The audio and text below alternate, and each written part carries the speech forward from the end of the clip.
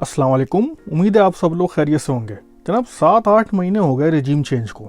आखिर देखते हैं कि बहसीत कौम हमने क्या हासिल किया, क्या खोया, क्या पाया। भाई खोए खोया है, पाया तो कुछ भी नहीं है।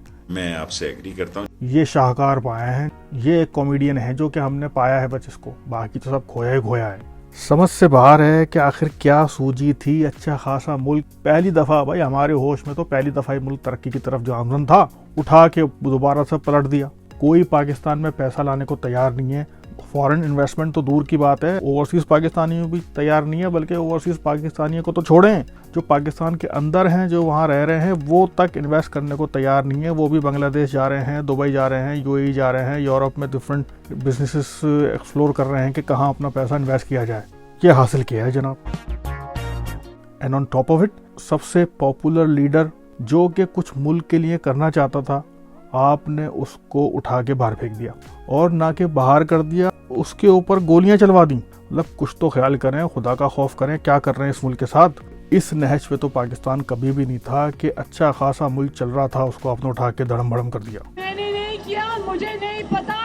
महंगाई देखें तो कहां से कहां पहुंच गई है। मीडिया को देखें, जब इमरान खान की हुकूमत थी, प्रोग्राम पे एक प्रोग्राम और माइक लेके लोगों के मुंह में घुसे चले जा रहे हैं। बताओ कि महंगाई है या नहीं है। कोई नहीं भी कह रहा है कि नहीं महंगाई, बताओ महंगाई है। और अब उससे कई गुना ज्यादा महंगाई हो गई है। सारे माइक गायब हो गए। इतनी महंगाई है कि लोगों के चूल्हे ठंडे हो गए, मगर मीडिया को कोई फर्क नहीं पड़ रहा। सारे मिलके हमको पागल बना रहे। इस बेचारे अरशद शरीफ क्या बिगाड़ा था उसने? कोई बोल ही तो रहा था, वो बंदा ही उड़ा दिया आपने। अस्तगफिरुल्लाह। इनको कैसे नींद आती होगी जिसने भी ये प्लान किया है, वो कैसे रात को सो जाते हैं। मतलब दिल वाकई जो काले जो होते हैं वो ऐसे होते हैं कि आप खून बहा दें मगर फिर भी आप चैन की नींद सोते हैं। कमाल है भाई। उसका क्या कसूर था बेचारे। उसके बच्चे देखें, उसकी माँ देखें, दर बदर ठोकर खा रही है, उसकी FIR दर्ज नहीं हो रही है। और सहाफत हमारी एट इट बेस्ट। चंद सहाफियों को छोड़ के सारे सहाफी जो है दुनिया पी के सो रहे हैं, कोई नहीं उठ रहा। वैसे बड़े फन्ने खा बनते हैं सारे सहाफी।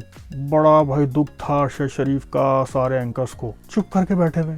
हिम्मत नहीं होती है कि नून लीग वालों से पूछें सवाल, क्योंकि माल तो चल रहा है जबरदस्त किस्म का। वो सारे नुकसानात पूरे किए जा रहे हैं जो कि इमरान खान की हुकूमत में इनके नुकसानात हुए थे। नुकसानात क्या हुए थे? क्योंकि वो अंडर द टेबल पैसा नहीं था, ऐड नहीं मिल रहे थे, मामला बड़ा खराब था। अब अंडर द टेबल भी खूब चल रहा है, ऐड भी खूब बोल रहे हैं, मजे लगे हुए। तो मीडिया का तो ये हाल है कि वो मुल्क को तो छोड़ें दूर की बात, अपने ही बरादरी का जो अरशद शरीफ, जो one of the best anchor in the Pakistan, उसको इंसाफ नहीं दिला पा रहे हैं। इंसाफ तो छोड़े, कम से कम आवाज तो उठाएं उसके लिए, बेचारे के लिए, मगर नहीं, चुप। कौन है ये लोग? अरशद शरीफ और इमरान खान की जो FIR कटनी है वो अभी तक नहीं कट के दे रही है।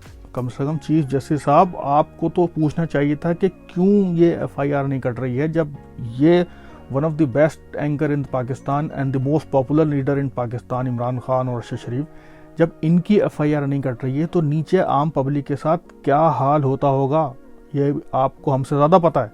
मगर नहीं, चुप करके बैठे हुए हैं, क्योंकि ये सारी इलीट जो है ना, वो एक दायरे में बैठी हुई है। वह उस दायरे के अंदर रहेंगे तो सारी इलीट जो है वो सेफ रहेगी। वहां से बाहर निकलेंगे तो मामला खराब हो जाएगा। इसलिए चीफ जस्टिस साहब भी उसी दायरे में बैठे हुए। हालांकि चीफ जस्टिस साहब को तो चाहिए था, भाई शादियों में भी तो जाते ही नहीं जाते दूसरों की, तो कम से कम आप उठ के मिल के आ जाते, अच्छा जेस्चर चले जाता।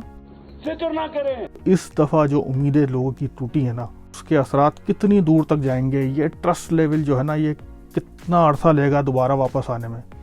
अब ये जो नए चीफ ऑफ आर्मी स्टाफ आ रहे हैं, आप प्लीज इस मुल्क का ख्याल करें। उधर वो नवाज शरीफ और उनकी साहबजादी मरीम नवाज साहिबा, वो अपनी ही धुन में मगन है। भाई लंदन से खबर आई है कि लंदन फतह करने के बाद अजीम जंगजू नाजू भाई यूरोप के मजीद इलाके फतह करने निकल गए हैं। और मजे की बात यह है कि इनका वेट किया जा रहा है कि पाकिस्तान में आके इनकलाब लेके आएंगे। अल्लाह माफ करे, या अल्लाह हमें माफ कर दे।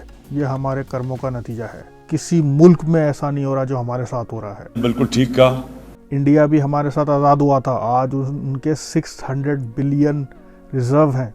बांग्लादेश 40 बिलियन रिजर्व हैं, और हमने इस मुल्क के साथ क्या किया? 8 अरब के ऊपर बैठे हुए हैं। ये है हमारा हाल। सारे मुल्क तरक्की कर गए, मगर हम 75 साल से पेपर पे तो आज़ाद हैं, मगर हकीकी आज़ादी वाकई हमें अभी तक नहीं मिली। शायद आने वाले दिनों में हमें हकीकी आज़ादी मिल सके। इंशाल्लाह, इंशाल्लाह, इंशाल्लाह।